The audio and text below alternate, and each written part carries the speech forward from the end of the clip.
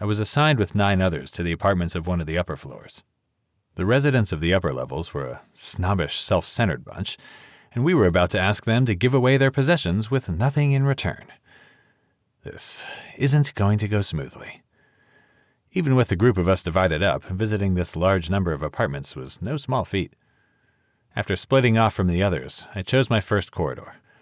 There was no visible litter, burned-out bulbs, or graffiti compared to the passages below.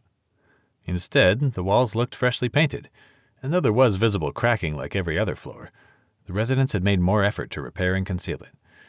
The lights were a brighter, more natural color than the lamps below, making my complexion appear healthier in comparison to the sickly hues of our levels. As I approached the first apartment, I wondered where they obtained their replacement materials. I knocked, and as the hatch silently opened, I detected the floral scents lingering on the air, escaping the residents. "Can I help you?"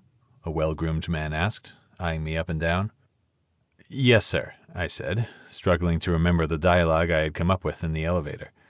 "We've depleted our raw materials, and we are collecting source materials that residents are willing to donate for processing." "You need what?" he asked. "The pod needs some of your things, anything that's not metal, so that we can recycle it." "Why?" "So that we can mix the recycled waste with new materials for durability." "I think I understand. You want to take my hard-earned possessions so some brain-dead greaser can have a new end table. Go banish yourself," he said, slamming the hatch, which made more of a soft thump than the angry clank he intended. My door-to-door visits had gotten off to a great start.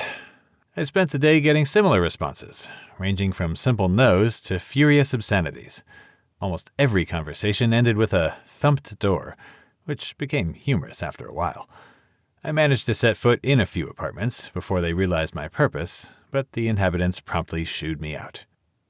The people up here lived differently than the people below. I had never had any reason to visit the apartments, only occasionally coming to the upper floors for the aptitude tests given in the nucleus. Even then, it was usually a direct trip up and back.